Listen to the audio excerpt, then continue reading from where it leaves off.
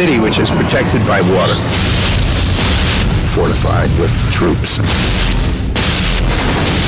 It's modeled after Pittsburgh. There's only one building occupied in the whole downtown area. There's nothing there, man. The protagonists have to go out to bring in supplies. They have to go out every day into the world which is basically inhabited by zombies. Zombies, man. They creep me out.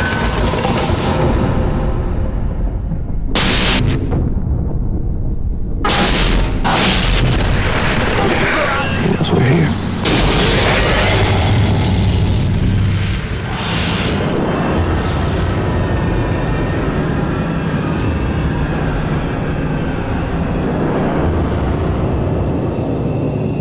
George Romero. He's been called the father of the zombie film and the father of the modern horror genre. More importantly, I think, he's one of the key inspirational figures in the independent film movement in this country. Tom Savini. He's the Salvador Dali of makeup artists, as much at home in front of the camera as he is behind it. He came to prominence 27 years ago in a breakthrough display of special makeup in the film Dawn of the Dead, the second of what is now George Romero's zombie quartet. I'm Roy Frumkes. I was a zombie already in Dawn, while I was capturing that production for posterity in my own film Document of the Dead. Tom Savini made me into a living work of art. What an honor. Which was completely obliterated several seconds later by a cream pie. At least the occasion lives on. In celluloid, and on DVD. Savini's appearance in George's fourth zombie installment, Land of the Dead, is precedent-setting. He's the first character in the series ever to reprise a role, that of the biker marauder whose gang pummeled me all those years ago. Only now Savini's on the other side. He's become one of the living dead. You know, I'm in hell. I'm in living hell. In allowing this reprised appearance, Romero has created an historic moment in cinema history.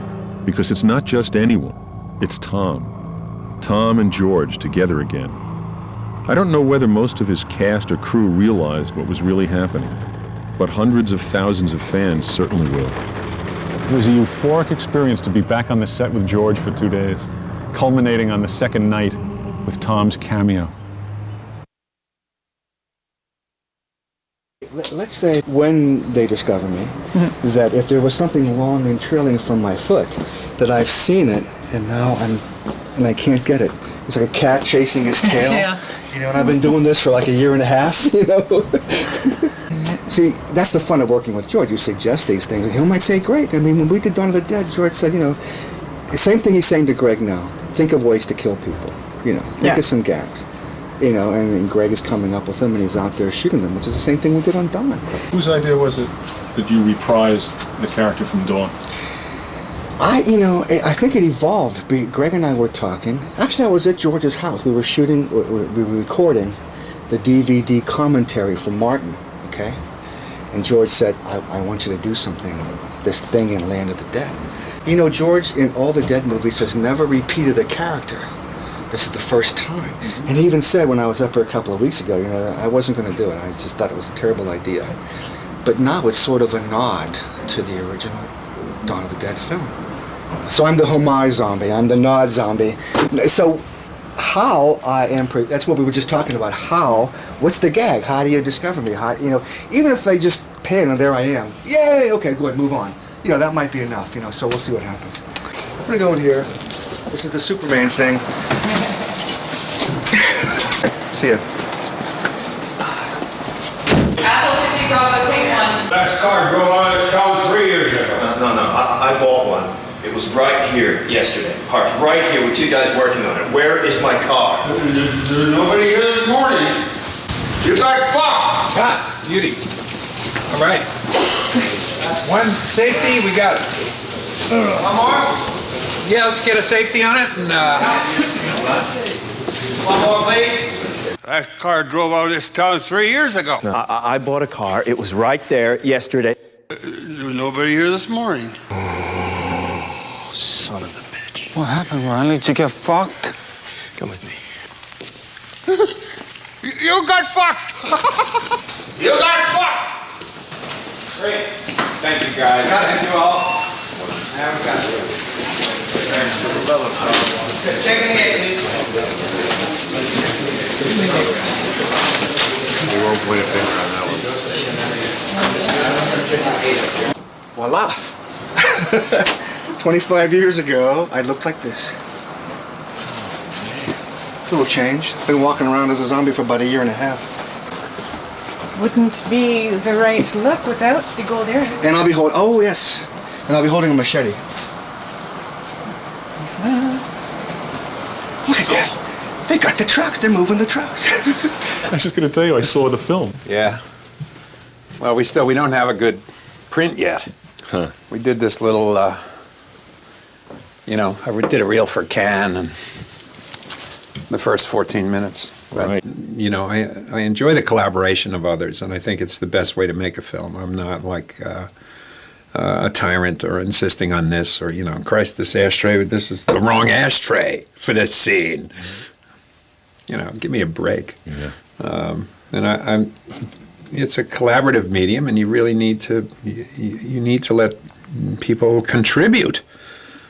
And I think that very often, those contributions are either rejected or not welcome or something. And man, George wants to have a family atmosphere on every one of his films, and that is what he wants. He can't stand tensions. This is for real, and he can't stand political problems, which is, I think, one of the main reasons he doesn't want to deal with Hollywood.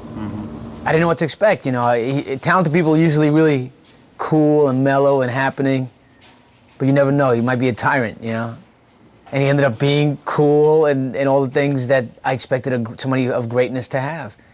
He's easy to work with, very collaborative, has always that extra take on scenes when you're doing what you do best, but there's always a little extra thing that he comes up with that really puts a spin on it. And all of a sudden you find yourself going, oh yeah, I didn't think of that. That could be a nice little twist to what I'm doing. And he does that. it's not the minute-by-minute stuff that takes it out of you. It's the overall situation. And it's not the cold or the conditions or anything else. It's just, are you getting what you want? And that's really what bugs me. I mean, I could stand there in colder temperatures for more nights if everything was coming off well. And, it's hard. I mean, people say, well, geez, you finally had a big budget for a zombie movie. And we didn't. I mean, the budget on this film was like, 2/3 of the budget for like the remake of Dawn. And so it was still guerrilla stuff. And we barely met. I mean, we just got the 42 days, that were originally scheduled. There was no extra time. It was whap, whap, whap, whap, whap. And it was constantly with the wolf at the door. The wolf was biting at your ass the whole way. It's hard work wherever you do it. It's cold, and we shot 29 nights in a row, and that was rough, But we're in a very tight schedule, and it helps that they're very professional here. And he feels a great sense of responsibility to his audience, particularly with these films. And I know he didn't want to do one just for the sake of doing one. The challenge was, because we started filming in October, we had to shoot all the night exterior stuff first, or else it was going to start snowing. So we literally hit the ground. First night, 100 zombies. Night 2, 100 zombies. Night 3, 50 zombies. It was, and we are always the first ones here and the last ones to leave. So you figure 4.5 hours before call and 2 hours cleaning up after call. We were consistently working 18-hour days. I've learned a lot of really intriguing things on this movie. One was that I can exist on 3 hours of sleep a night, which I never thought I would ever be able to do. 95% of the people on this crew took this job because they met with George, and as far as they were concerned, they wanted to do a great job for George. It wasn't about ego, it wasn't about money, it wasn't about anything. It was about, this is a man that everyone respects, that everyone loves his movies, and when you spend a few minutes with him, he's a guy that makes you want to give 150%. I don't know if they look up to me. Sometimes I feel like Duke Wayne, hey, let's go, wagons, ho! I mean, it's more like that than anything else. I don't know if it's inspiration as much as just that sort of blind leadership. Come on, guys, let's go over here now. Right. And I'll tell you, man, I mean, the cast was just absolutely cooperative. I mean, they were out in that cold too. Nobody complained. The crew people here were just like, I mean, you know, we would never have gotten what we got without the dedication of, you know, approximately 125 people. I mean, I have so many layers of clothing on because it's going to be fucking cold as hell. Yes. Night shirt? Oh. I'm so looking forward to being sticky and cold. I'll tell you, the funniest thing about yesterday was I'm in the production office and I'm talking to the producers and we're talking about all this, you know, this unit and that unit and this gag happened and we had to do all this stuff. And Tom walks in, so I'm like distracted and I want to jump up and just give Tom a big hug and say hi. And I look at him from the cross room and there's blood trickling down the side of his face. And I go, Tom, what are you doing? You're bleeding. He went, oh, yeah, you know, I hit my head, and I think when I mussed up my hair, so I go, let me look, and I tilt his head down. There's a hole like that big in his head. I can literally see his brain. They sent me for stitches. I looked in and I could see the burning, the prowler. That's like one area of like the old move. My cerebrum was undulating. And he's just standing there. I mean, you know what's funny is like seeing Tom, I knew he was so caught up in the moment of he's here. And I bled. Like, I just bled. He showed out and it's like, you know, it's been the journey to Toronto from Land of the Dead. People expect me to bleed because, you know, King of Splatter. And the blood didn't even look real. It looked orange like that 3M blood from Dawn of the Dead. Well, Dick Smith made it. You know, that's what it is. For Francis Coppola. There was like two guys behind him with syringes pumping the blood out of his head. Up my pants leg. Yeah, it was just very funny. You walk up and you go, Tom Savini's bleeding. Like most people just go, yeah, right, whatever. So when we started this film, I wanted it to be 100% mechanical and no CGI. There are a couple of things that need to be CGI. You know, the high rise where the fat cats hang out, and that was always a fiction. So that was always slated to be a CG building because it doesn't exist. And there were a couple of places where I knew there are several scenes where we just needed more zombies than we could afford to have on the set. So we needed to tile them, you know, add more zombies in the background. It turned out that there were 2 or 3 mechanical effects that just, you could tell it was mechanical. Now, there's a certain charm to that. I mean, if I'm watching a Ray Harryhausen movie, I don't mind recognizing that it is what it is.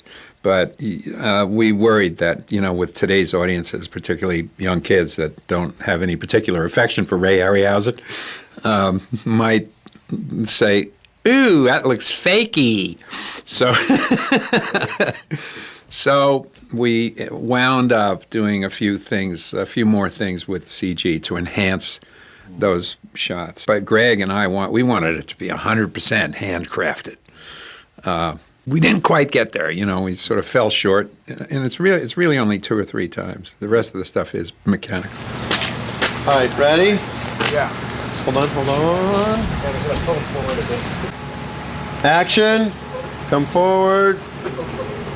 Tilt the head the other way, and blammo!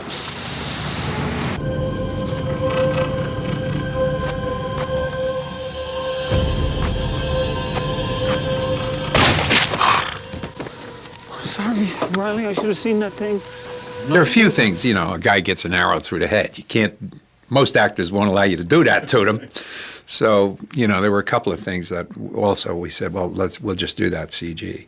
But they're little things, you know. Yeah. It's not like this CG extravaganza. Where I think the CG stuff, you know, you look at Van Helsing and it's like, give me a break. Yeah. And it's funny, I have a 13-year-old son, and he looks at that stuff, and if it's impossible, he knows it's impossible. You know, if he sees something impossible, he knows that was impossible, and so he automatically says, that's animation. And I can see in a 13-year-old that it actually lifts him out of the movie, as much as he enjoys the spectacle. How'd you die in the last one? He got shot right here. Do I really have to tell you? He got shot right here. Did I get shot right there? Yeah. Well, as far as I'm concerned, because... Do I have to tell you? You see me get shot. Yeah, but we just see you fall and miss the boxes and break your legs. No, I fall into the fountain. That's why I got puffy eyes. Yeah. Because you think I stayed there for a year. I didn't say a year. You only have to... Hey, Mr. Bloated Bodies, you need to stay not that long, and you just haven't... The water doesn't... Well, I have to look like the guy that I played in the original Dawn of the Dead. All he had was these. I didn't really have them. All I had was a mustache. I had to glue this on. Now it's real. Yeah. Maybe you should lay the mask on itself. Start down here and go up, and let's see what it does.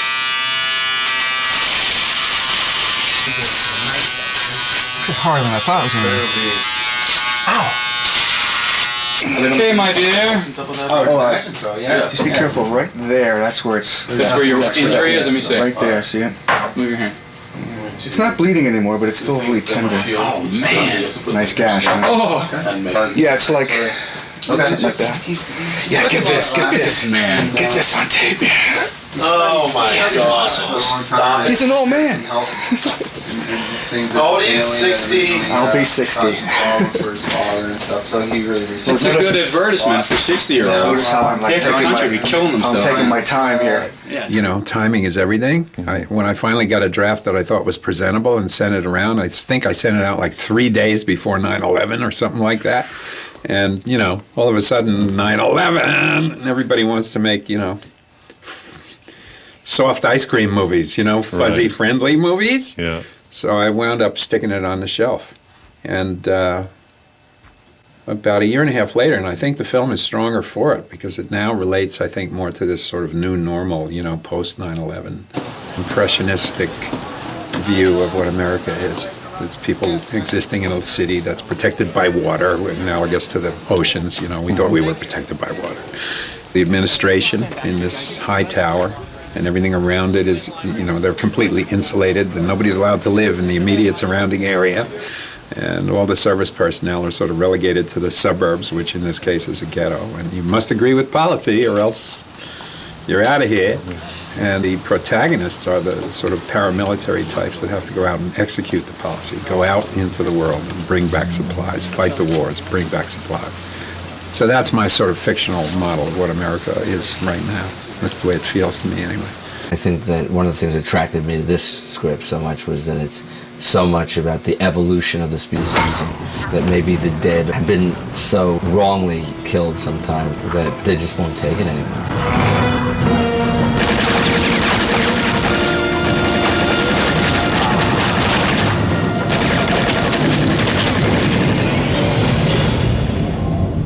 Kind of brings me back to when I did Caddyshack, and it's like the haves and the have-nots all over again in a different way. What is that, little keychain thing? Keychain, yeah. Oh, nice. Mod. Oh, I'm gonna do it, Should I wear that as the zombie and every now and then? Yeah, you should. Yeah, George will love that.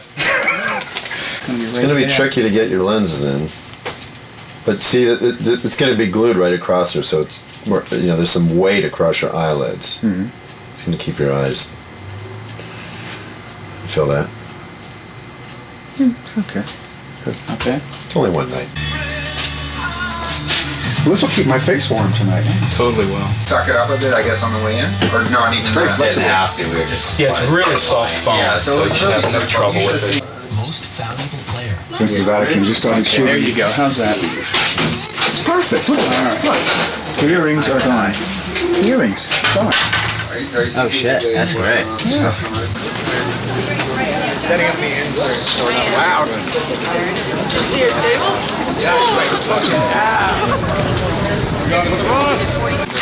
Okay, guns are hot. Let's be. 156 Apple, take one. Hey, Mark. Background. Sweeney.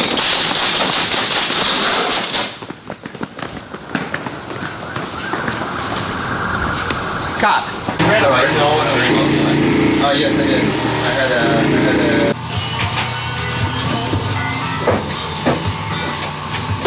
Well, that's going to be my whole attitude as this zombie. Predator? A predator, yeah. He's been around for a year and a half, right? He's mastered making this body move around, and now it's just feeding, right? So now it's looking forward to the next feeding, which is what a predator does, right? We'll probably be here until 1:30, but then you figure cleanup's going to be about an hour to an hour and a half. Mm-hmm. Hey, you want to brush out your mustache? Yeah, please. Okay, let me just straighten up, and then I can take another person. Thank you, Gino. Thank you, Greg. Sure. Thanks for messing me up. Hey, here, look at those body parts back there. Where'd those come from? Until they move it back. Okay.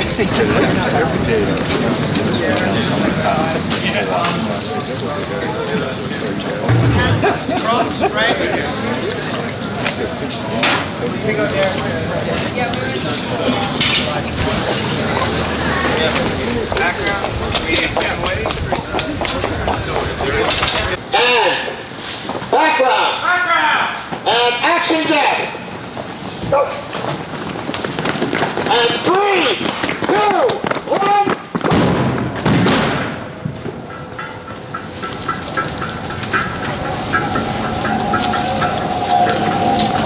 Cut it. Cut. I mean, you come out the shadow and this. Yeah. You'll see it, right? He'll put his arm up. Put your arm up here. Can you see? All right. What we're going to do is we're going to rehearse with the camera just so you see. Yeah, and then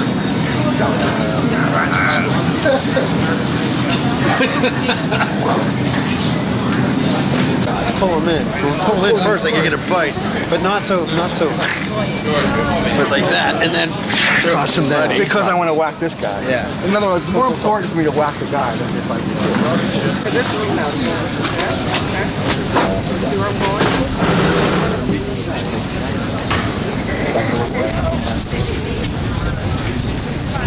Careful up there now, Alex. All right? It is possible.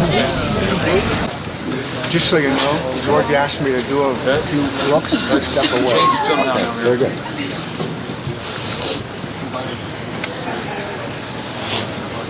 Good, thank you. So at the very end, he's going to do a few looks, Perry, and exit camera left.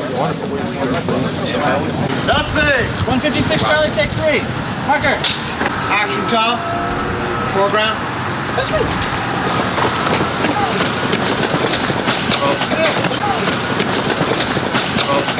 Sorry, sir. Cutting. Going again. 56 Charlie, take 4. And action, Tom. Foreground.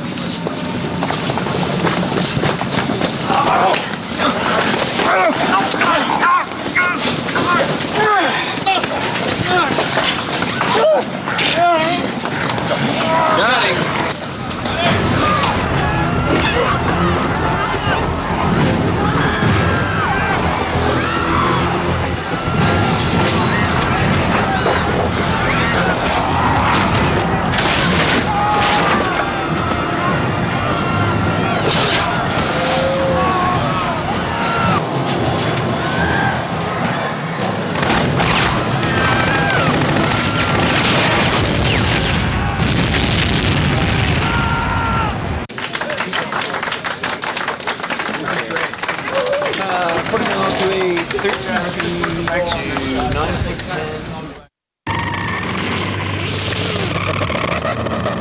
In the former Yugoslavia in Belgrade, I used to be very famous TV host, but in Canada, I'm zombie.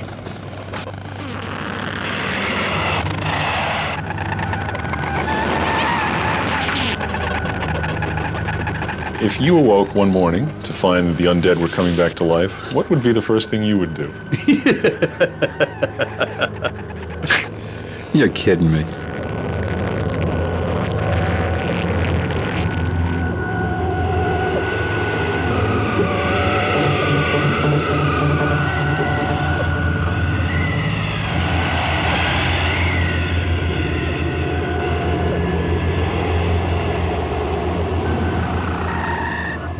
The first thing I would do if the dead were coming back to life is join them. Somehow, even if it meant death, you know? Hey, does this mean I can hang around forever? Terrific. Do it to me, man.